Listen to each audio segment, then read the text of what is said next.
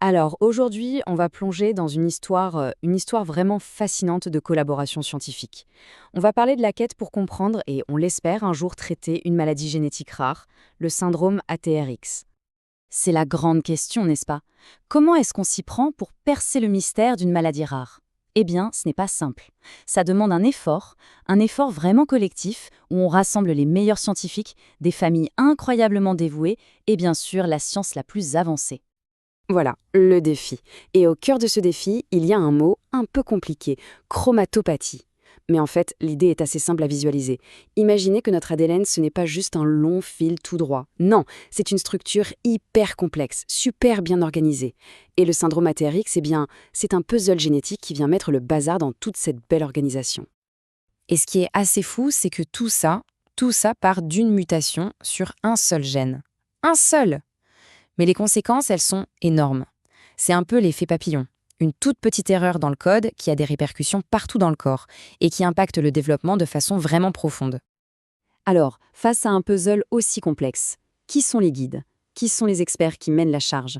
Eh bien, jetons un œil au Conseil consultatif scientifique de l'ATRX Research Alliance. On parle là d'une véritable équipe de choc, des chercheurs mondialement reconnus qui sont en première ligne, et à la tête de cette équipe, il y a le docteur Richard Gibbons. On le surnomme le parrain de la recherche sur l'ATRX. C'est dire, c'est vraiment une figure incontournable du domaine, et ce depuis des décennies. Écoutez ça. J'ai commencé à travailler sur cette maladie avant qu'elle ne soit appelée ATRX, il y a près de 35 ans. C'est incroyable, non? Son engagement est total. Il était là au tout début quand il a fallu identifier le gène. Et il est toujours là aujourd'hui, à essayer de comprendre comment les mutations causent la maladie. Son travail est tout simplement fondamental. Mais attention, il n'est pas seul, loin de là. Le conseil, c'est une vraie Dream Team multidisciplinaire.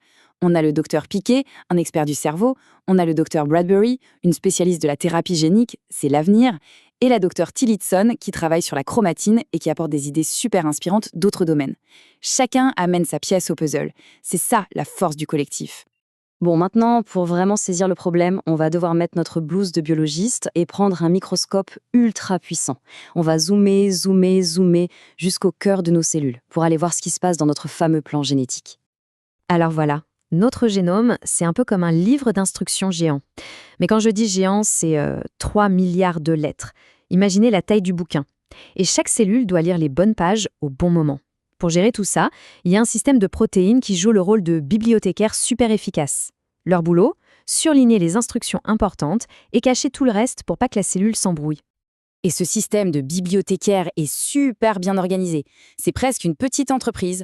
On a les écrivains qui ajoutent des petites notes chimiques sur l'ADN. Ensuite, les lecteurs qui lisent ces notes pour savoir quoi faire. On a les effaceurs qui nettoient tout quand ce n'est plus utile. Et puis, et c'est là que ça devient crucial pour notre histoire, on a les remodeleurs. Et voilà, on y est, le point central. La protéine ATRX, c'est un remodeleur.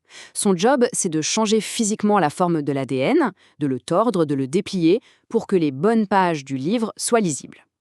Quand il y a une mutation, ce remodeleur est cassé. Et là, c'est le chaos. Le livre d'instructions devient un énorme tas de feuilles illisibles, tout le système de lecture est complètement chamboulé. Ok, donc le système est cassé. Mais comment on étudie un chaos pareil? Comment on trouve des indices? Eh bien, les scientifiques sont un peu comme des détectives. Ils reconstruisent la scène du crime, en quelque sorte, en créant des modèles en laboratoire. Prenons le travail du docteur Piquet. Il utilise des modèles de souris pour voir concrètement ce qui se passe quand ATRX ne fait pas son boulot. Et ce qu'on voit ici, c'est saisissant. À gauche, un développement normal. À droite, quand ATRX est perturbé très tôt, eh bien le résultat est clair. Il y a moins de cellules, ce qui mène à moins de neurones dans les couches supérieures du cerveau. C'est un changement structurel majeur. Et ça ne s'arrête pas là. Les chercheurs observent aussi que l'hippocampe, qui est super important pour la mémoire et l'apprentissage, est plus petit. Les connexions entre les neurones, c'est le désordre.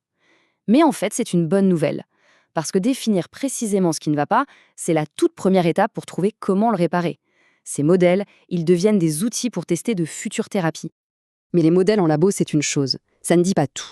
Pour avoir la vision d'ensemble, l'ingrédient le plus précieux, le plus essentiel, il vient des patients. Il vient des familles elles-mêmes.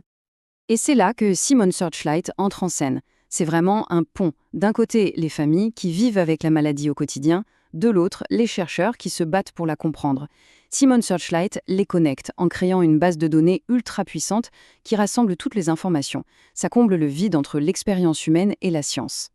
Aujourd'hui, il y a 40 familles qui participent pour le syndrome ATRX. 40, ça peut paraître peu, mais pour une maladie aussi rare, c'est une armée. C'est une force incroyable. Chaque famille apporte sa pierre à l'édifice. Et ces données, c'est la fondation sur laquelle on va construire les découvertes de demain.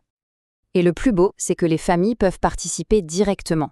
Le processus est assez simple, une inscription, on partage l'historique médical et on fournit un échantillon de sang. Et c'est là que la science devient presque magique. À partir de ce simple échantillon, les scientifiques peuvent créer des cellules souches et ensuite transformer ces cellules souches en neurones, en laboratoire. On a littéralement une maladie en boîte de pétri, ce qui permet d'étudier le syndrome sur des cellules humaines et de tester des traitements de manière hyper ciblée. Donc voilà, quand on met tout ça ensemble, les scientifiques passionnés, les outils de pointe et une communauté de familles incroyablement engagées, on n'a pas juste une somme de parties, on a une véritable synergie, une force qui pousse le progrès vers l'avant. Et cet optimisme, il est palpable. Le docteur Gibbons le dit lui-même, « Je n'ai jamais été aussi optimiste ». Et ce n'est pas juste des paroles en l'air. C'est un optimisme qui est nourri par la puissance de cette collaboration, par la valeur inestimable des données que les familles fournissent grâce à des plateformes comme Simon Searchlight. Finalement, pourquoi est-ce que tout ça est si important ? D'abord, parce que cette alliance entre les chercheurs et les familles, ça accélère tout. Ensuite, parce que ces données centralisées, c'est une mine d'or de connaissances. Et ces lignées de cellules de patients, ça permet de tester des thérapies beaucoup plus vite et plus efficacement. En fait, ce modèle de collaboration, c'est un peu un plan d'action pour s'attaquer à d'autres maladies rares. C'est une nouvelle façon de faire de la recherche. Donc, cette quête, elle apporte de l'espoir, bien sûr. Mais elle fait plus que ça. Elle est en train de construire un nouveau modèle de recherche, un modèle où les patients sont au centre. Alors la question qui reste, ce n'est pas juste quelle sera la prochaine avancée pour la TRX. La vraie question, c'est combien d'autres mystères médicaux pourra-t-on résoudre quand la science et les gens décident de travailler main dans la main comme ça ?